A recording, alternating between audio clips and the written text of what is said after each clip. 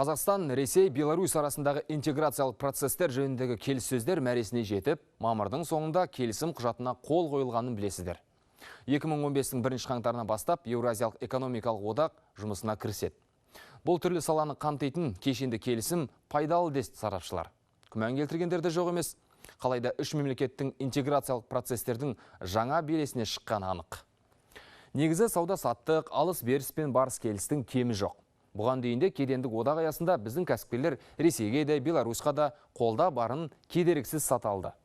Қарапайым ғана мысал ретінде оңтүстік Қазақстандағы екі шаруашылықты айтуға болады. Бірі Хлопкопром целлюлоза, екіншісі Ордабасы құс серіктестіктері. Әріптесім Айнұр Омар түстік облысқа арнайы барып, нақты сауда-саттық жасап отырған шаруашылықтардан кедергісіз нарықтың артық кемін сұрады. Оңтүстіктен не шығады емес, не шықпайды деп сұраңыз. Тау-кен өндірісі, ауыл шаруашылық өнімдері, киім-кешек, мақта бұйымдары. 2014 жылдың мамырында дерегіне сүйенсек, облыста белсенді жұмыс істеп тұрған 123,7 мың шағын және орта кәсіпкерлік нысан бар. Осы жылдың қаңтар-сәуірінде 182,9 миллиард теңгеге өнеркәсіп өнімі өндірілді. Өнімін алыс-жақын шетелге шығарып отырған кәсіпорынның бірі 2010 жылы ашылған Хлопкопром целлюлоза зауыты. Зауыт мақта талшығынан 4 түрлі өнім шығарады. Негізгі біздің өндірісіміз мақта кластерін дамытудың аясында жүзеге асырылған болатын. Біздің кәсіпорынымыз жаңағы аты айтқандай Хлопкопром, ол мақта өндірісі. Алдымызға қойған мақсатымыз мақта өндіріс бірлестігін ашу. Мақта алқабынан шитті мақта өндіріп, одан мақта талшығын айырып, және сол өндірістің қалдығының негізінде осы мақта целлюлоза өнімін шығарамыз. Оңтүстік ақ мақтасымен мақтанады, өйткені шығынсыз өнім. Әрине, егер көзін таба білсең. Дәл қазір алып кәсіпорын ішінде мақтаның талшығын өңдеу процесі жүріп жатыр.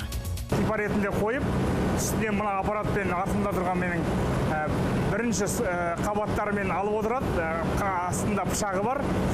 Және бұл аппарат арқылы келесі бұны түту және тазалау үрдісіне жібереміз. Бұл жерде ол ыстық суда піседі, қазандықтарда химиялық өңдеуден өтіп, одан кейін барып дайын өнім ретінде тұтынушыға жібереміз. Қолымыздағы қара-қоңыр мақта қалдығы өңделіп, жуылып, химиялық сілтіге салынғаннан кейін одан мақта целлюлозасы пайда болады. Оның нарықтағы құны өте жоғары. Яғни қалдықтың өзі қып-қызыл пұлға айналып отыр. Өндірісте ол бірнеше бағытта пайдаланады. Кәдімгі ақшаның өзінің құрамына осы мақта целлюлозасы кіреді. Мақта целлюлозасынан 84 түрлі өнім шығады. Карбоксаметил целлюлоза, оқ-дәрілерге қосатын нитроцеллюлоза, қорғаныс саласында пайдаланатын целлюлоза ацетаты және жоғары сұрыпты қағаз. Бұл жай ғана қағаз емес, акция, облигациялар, ақшадағы белгілер, бір сөзбен айтқанда нарықтағы құнды қағаз құрамына мақта целлюлозасынан алынған линт қосылады.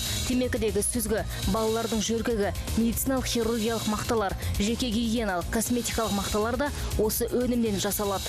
Бұл аз десеңіз, мұнай бұрғылау ісі, киім-кешек өндірісі, құрылыс заттары, баспа қағаздары, тіпті бетке жағатын крем мен тіс порошогының құрамына да карбоксаметил целлюлозасы қолданылады. Өндіріс қазір целлюлозадан қалған қалдықтан патыс өндіріп отыр. Оны кәдімгі сапасы өте жоғары желім десе де болады. Есесіне отандық әрі арзан, әрі қалдықтың өзі кәдеге жарап жатыр. Ал оның қалдығы тыңайтқыш ретінде қолданылады.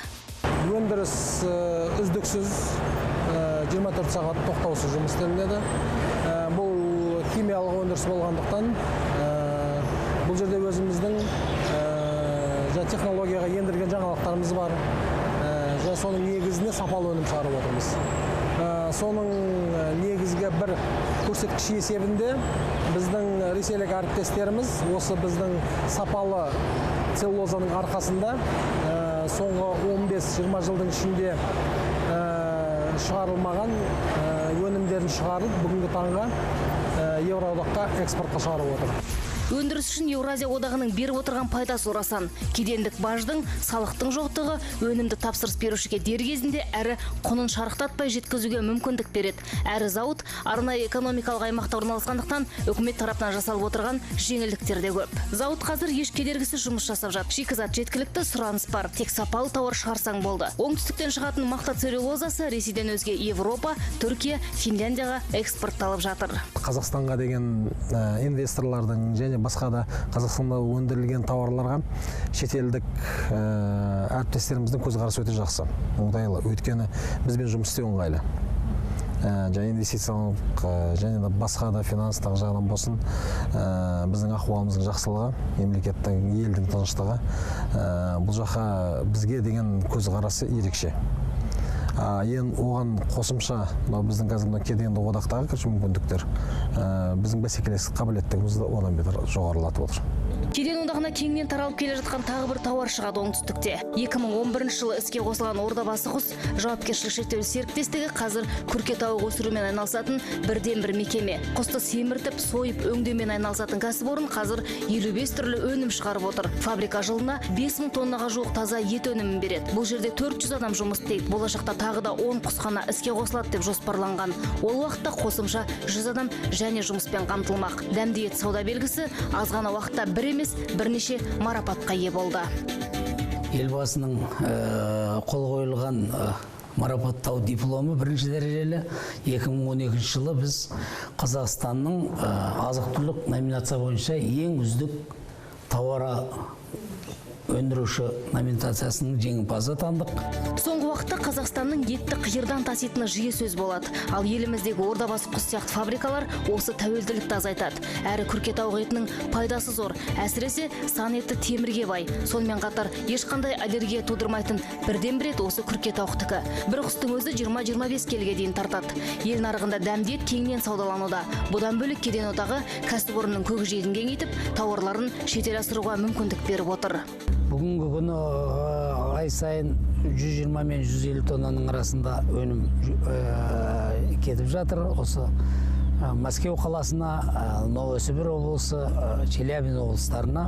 Ресей Федерациясы тарапынан осы өнімге деген сұраныстың көбеюіне байланысты біз қазіргі жағдайда осы өндірістің көлемін ұлғайтуға шешім қабылдап, оны бүгінгі күні осы алдағы 3 жылда 20 мың тоннаға жеткізуге болатынына қазір біз түгел көзіміз жеткізіп осы бағдарламада жұмыс істеп жатырмыз. Кеден одағы арқылы Европа нарығына да дәмді ет жол тартқан. Қазірдің өзінде бірде-екілі жерден сұраныс бар. Мәскеу қаласында өніміз арқылы бізді жалпы мына дамыған Европа мемлекеттерінің өзі біздің өнімге көптеген қызығушылықтарын көрсетіп жатыр. Сондықтан ең үлкен пайдасы осы деп ойлаймыз. Құс фабрикасының қарқыны қатты. Жұмысын енді жандандырып жатқан мұндай кәсіпорындар үшін кеден одағының берері көп.